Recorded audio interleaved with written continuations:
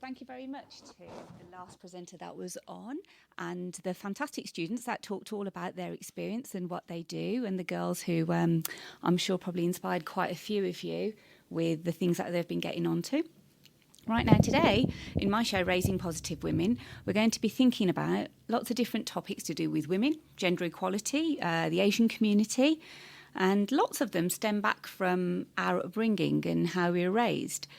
So today on the show, I'll be talking about what it's like to grow up in an Asian household. So just for a minute, have a think. What was it like for you? What was it like growing up with Asian parents? And how did it feel to be in a society where you were the minority, if you were? Call in to the show, drop us a WhatsApp, let us know what you think. And the reason that I want to know this is because I'm a primary school teacher. I've been teaching for 15 years and I've taught in lots of different places. I've taught in Worcestershire, which was predominantly a white middle class area. I've taught in Sandwell, which is a nice mix of different minorities. I've taught in an international school in Qatar, which was very different. So I've taught in lots of different schools.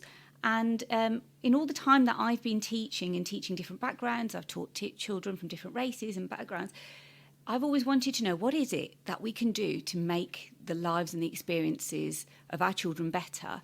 And what is it that makes certain children do well at school as opposed to others?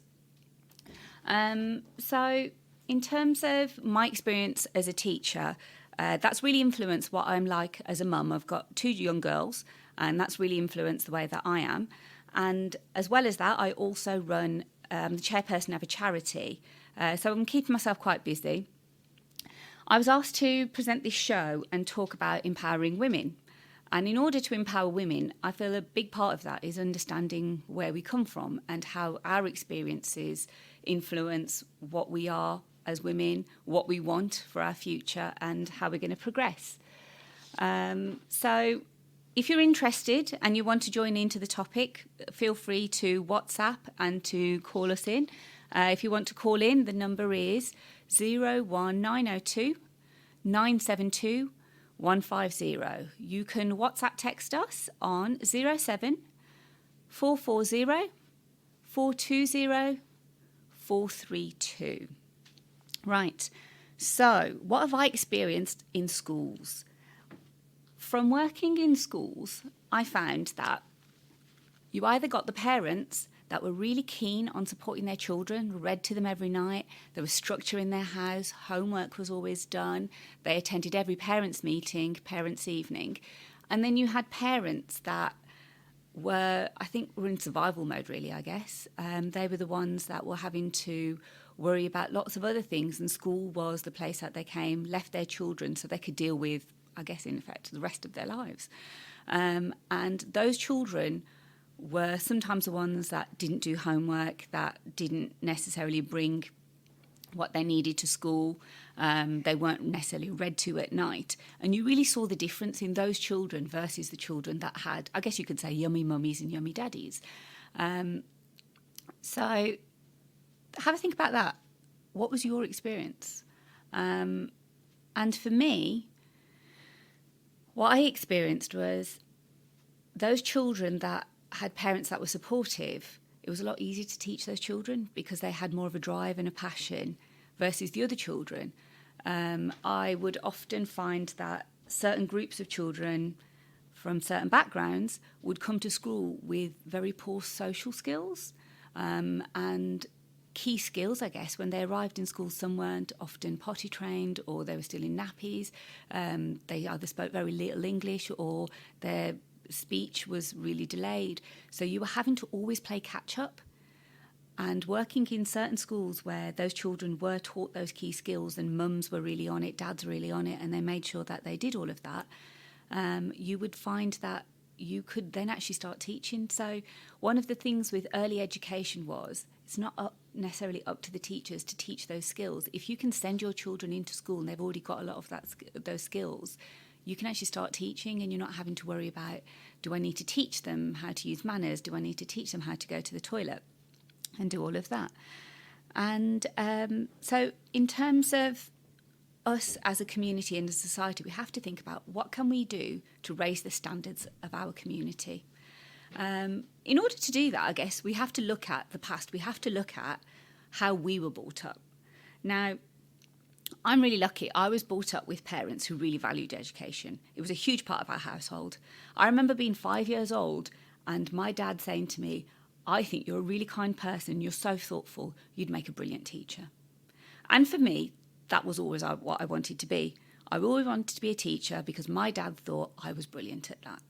And he nurtured me in a way because he saw my qualities. He knew I wasn't somebody who was loud or somebody who needed to kind of have attention, but he knew that my qualities were that I was caring, I looked after people, I liked helping, and he knew that that's what he could nurture in me. So for me, it was a life of teaching.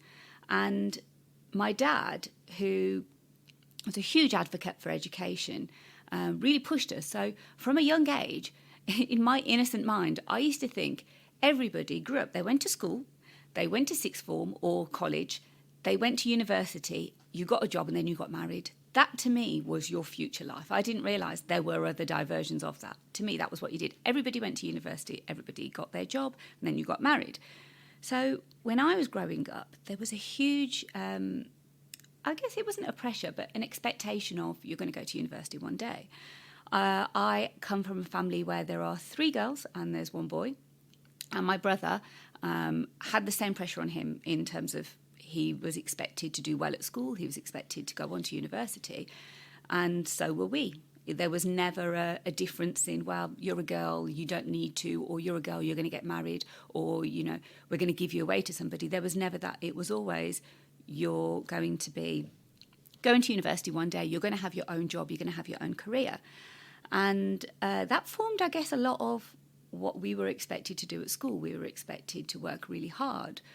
We were expected to apply ourselves, and my parents were really good at guiding us. So my dad, or the background of my dad was he never got to, I guess, fulfill his educational desire at the age that he wanted to, because the expectation on him was very different. He had to support his family, and they were, you know, they had to support each other in making sure that they could put food on the table and that they integrated into society and they settled into this country. So my dad wasn't able to do that. So for him, when it came to his children, he wanted better. And we all went off to university. My sisters and I, we all went to university. We've all got our own jobs and our careers. And my dad was immensely proud. My mum out of the 2 is probably a little bit more of the traditional one. Is that the same for other people? Is your dad a little bit more mellow and your mum the stricter one? But that was the way it was in our house. And Mum seemed to be the person that really instilled our religious values. She wanted to make sure that we knew our namaz. She wanted to make sure that we knew about modesty, that we knew about izzat, we knew about protecting our own identity, as well as all of that. Whereas Dad was the one that actually wanted to make sure that we were integrated into society, that we felt equal. And he probably used his experience of growing up, you know, in the 70s and 80s in England, and wanting to make sure that we were valuable parts of our society. So that was my experience of growing up. But as well as that, I mean, my parents were very, I guess, in inverted commas, modern. You could probably call them modern back when I was growing up. But they still had their Pakistani values. We were still part of a big community. We still have chachi around, aunts around. We still had uncles. We still had the extended family. Eid was a huge occasion for us. We did all the traditional things that you would expect to do, and we dressed up and we visited everybody's house, and we did all of that. We were really part of that community. But as part of that community, there was also the notion of what will people say? And it wasn't always directed at us, but you were just very aware of that. You were very cautious of doing certain things because you wouldn't want people to talk, because you're part of a community and you're part of a society. So that was my experience growing up. In terms of, was I ever held back, or did I feel less than, my male sibling? In some ways, I guess the expectation was different. I was the one, I was the oldest girl, so I think that had a big part to play in it. But it was different because I was more of my role was more of sort of managing the house and making sure that I was caring for my siblings, and I stepped into that role. Whereas my siblings, my two younger sisters and my brother, they were a little bit more practical. We had a corner shop, and they helped in the shop a lot more than I did. I was better at helping mum in the kitchen and helping do all of that. And little things that I remember about growing up was we all got to play out. We all played outside. We all played together. We all had our friends. But my parents were very careful about what we were exposed to. And we were carefully guided towards, valuing what was important in our household. And we were sheltered from lots of the community where my parents didn't feel it was necessary to implicate us in certain situations. So, my parents are very good about structuring what we were exposed to. In terms of my religious upbringing, probably a little bit different. My dad was very much, because he believed in education and wanted that to be the forefront of what we did growing up, he felt that we needed our education and our homework and dedication to that more than we needed our religious education. So up till a certain age, we did go to mosque and we took part in that. We had Muslim scholars and teachers that would come to our house and we'd learn that way. But for my dad, he often felt that if he motivated us enough, that he would ignite something in us where we would want to actually learn it ourselves, as opposed to somebody forcing us to learn. So after a certain age, we didn't go to mosque as much as other children did. And we followed our own path of finding out about religion ourselves.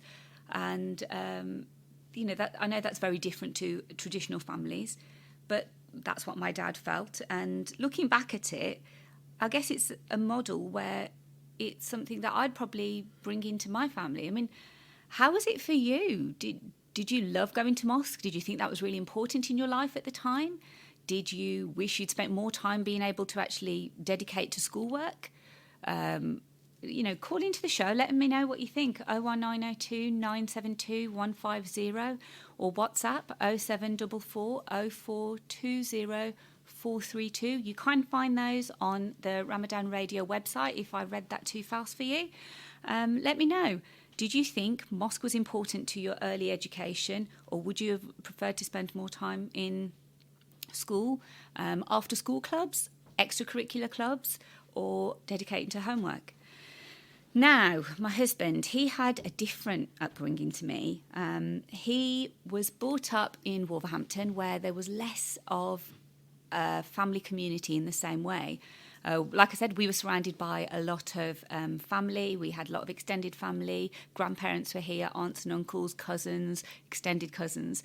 And whereas he didn't have very much of that. So the majority of his society and his community, I guess, they had a mosque community that his parents were heavily involved with. But the majority of his community were school friends. It was other people. So they didn't grow up in the same way as us. And so the pressures on him were different to the pressures that sort of we experienced. But there was still, I had this conversation with him yesterday. He still said that there was a certain expectation of Lord Gyalgengas in what will people say, what will people think? We have to be careful, and people, are they going to talk about us? So there was still very much a case of that. Now, for my husband, it was an expectation that every day after school he went to mosque, and he would go, he'd come back, they'd have a little nap, he'd be exhausted or tired from school, you got refreshed, you did your wuzu, you went to mosque. And that was really important to his parents, that moral education and that identity. They were really keen on them developing that. And, his early upbringing, and as well as the moral upbringing, there was a huge emphasis placed on work ethic. And when I explored this with my husband, and we talked a little bit about this, we looked at, well, actually, what was it and what was life like for our parents who were, I guess, immigrants to this country and their experience? And when we thought about it, we thought, well, actually, their life was so different to our life because they've arrived in a country, they've probably got dependent family back home, and they've got people that are, that are depending on them to survive, I guess. They've got to, they're sending home money every month, and they've got people like, I know my father-in-law. He was a brilliant man, because he was a very strong character. But after he passed away, sadly, my mother-in-law would tell me about some of the background of him. And like, my father-in-law was the youngest of his siblings, and when his brothers passed away, it was my father-in-law's job. He would pay for his sister-in-laws and that they could live. And he would pay towards the harja and the cost of their houses, and making sure that, their children didn't go without. So he had that on him. He had a family, he had a large family. He needed to make sure that his family were fed and they had a roof over their head, and that actually he survived and he made something of himself. He grew and he developed his community and his family. So for him, it was a huge battle of survival, making sure that the choices that he made had an impact on his family. And a big part of that, I guess, is you don't want to lose your identity, do you? They came to this country, but essentially they were still Pakistani, they were still Muslims, and they needed to make sure that their kids knew that. So through sending them to mosque after school, to making sure that they could speak their parts of their home language, was really important to them, and knowing that their values and their morals and their beliefs was being carried on. So when we talked about this, and we talked about, well, actually, why did our parents choose to raise us the way that they did? A big part of that was they didn't want to lose those values. They didn't want to lose those morals. But also navigating a life where they needed their children to fit into society, and they needed their children to feel accepted. But in all of these things, if you had to list all of those priorities, what would be towards the top? What would you do in terms of, you're trying to make your children fit in, but you want them to have an education. You also want them to be morally sensible. You want them to have a better life than you've had. You want them to grow. You want them to be involved in family. You want them to have a community. How do you do all of that? And it was about, I guess a lot of it was about valuing certain things over other things. So let's talk about integration. Were your parents scared of it? Were they resistant to it, or did they value it? Having this conversation in the community is really interesting, because when you actually start looking at unpicking people's early childhoods and picking out what was it that you loved about your childhood, what was really difficult, you can actually start to see that there was a common thread throughout them. Now, getting ready for this show, I put on my WhatsApp and on my social media, I put it out there, and I put the question out there: what was your life growing up? How was it? So I had people in their 30s get back to me. I had people in their 20s. I've had older generations talking about their experience. And it's fascinating. It's so important to look at what it is that makes them who they are. I'll share a little bit about some of the things that people have said. Now, this is somebody who, she is in her 30s, and she goes, I grew up in a really strict household. My parents were always worried about izzat, which is, I guess, honour.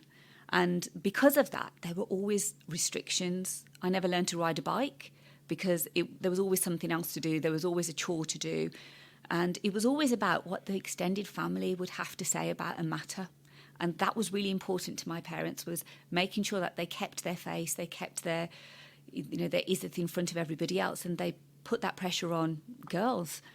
But she says, however, I do feel like I'm quite lucky because I was the youngest and I was the first to go to university. I was the first to live abroad and to work.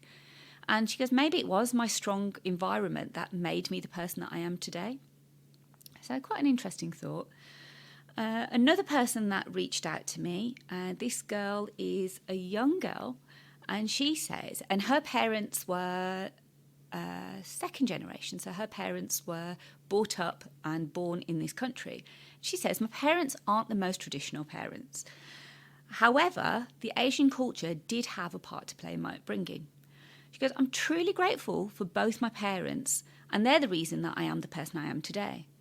And in regards to my Asian parents and my experience, she goes, I did feel inferior to my brother. He was the one that got the freedom and the attention growing up. I didn't quite understand it, and I didn't understand the difference between him and myself. But most of the time, it just didn't feel fair. The focus was on him getting into a good school. It was about him getting tuition. It was about him going to sports clubs. And I thought it was really unfair that it wasn't about me, and it was difficult for me to understand. So is that the way that it was for you? Have a think about that. How did you feel? Was there an idea that as a girl you weren't allowed to do things, or you felt that it was unfair that you were expected to have more of a part to play in raising your family and having that influence, as opposed to the way that your brothers were treated? So, and let's go to somebody else who reached out, and she said, she goes, she really felt cooped up. She goes, her family were really overprotective. They were not allowed to do much, and it was quite unfair. But there was this really high standard of how you always had to be better and do better. Okay, so really fascinating. And other people that I'd spoken to about this, they had said that they felt that their upbringing was different because they felt that, well, the person I was speaking to, she's one of 4 sisters. And she goes, when she went to places, people would often talk about the fact that there were no boys in their family. And it was almost seen as though it was a shame that there were no boys in their family. And that really kind of influenced the way that she was. And it's funny now because she's a mom of all boys and she would love a daughter. And another person I'd spoken to, and she was saying that she had a really happy family growing up. She was another one. Had multiple sisters. There were no boys in their family. She goes, they all had their chores around the house. They were expected to do their chores.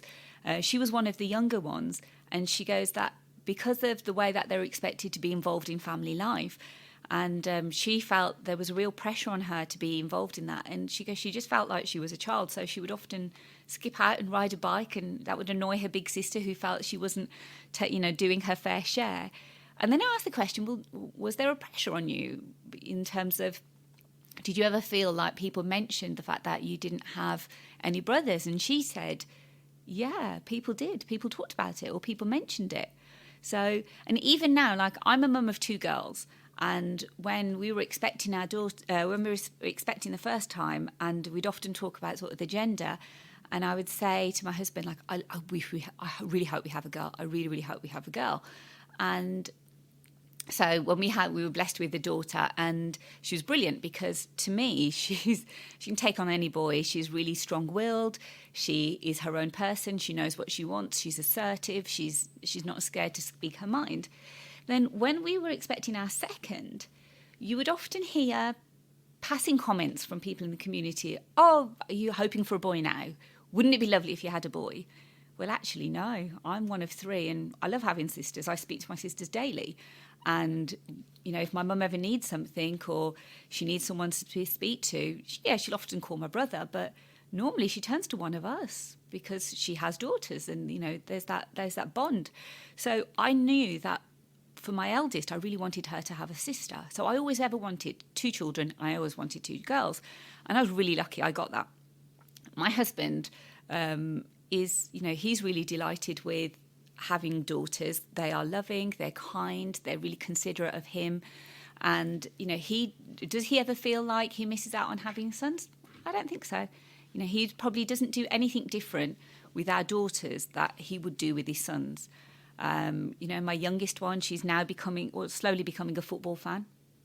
And she's a Man U supporter, courtesy of my dad, who bought her first Man U kit when she was a couple of weeks old. So she recognises a sign, and she really kind of gets involved in that. So for me, as a mum of 2 girls, it is what you expose them to. It's what you give them and what you make them feel. Are you a dad or a mum of children, of girls? We've got somebody who's WhatsApped, and they've said, as a father, I've tried working hard to bring my daughters up without the cultural baggage. Well done. I focus on educating them and approaching religion in their own stride. It can be difficult for my wife, who is from Pakistan, has been brought up in a strict environment. Let's keep going.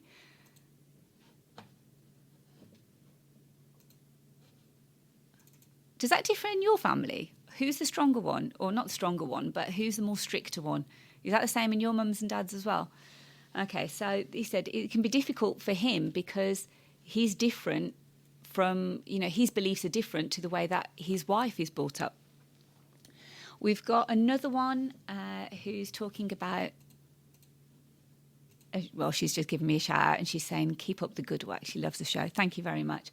Now we're going to go to an ad break. You've got a little bit of time to have a think about what you want to do and how you want to contribute to the show. What do you want to talk about? How was your upbringing? What would you change? Was there anything different? Are you a parent now? Are you parenting your children the same? Are you parenting them differently? What would you do? Have you cherry-picked the best bits of your upbringing, and is that what you're doing now? So enjoy the ad break, and I will see you on the other side. If you haven't WhatsApped and told somebody else to join in the show, you've got time to do it now.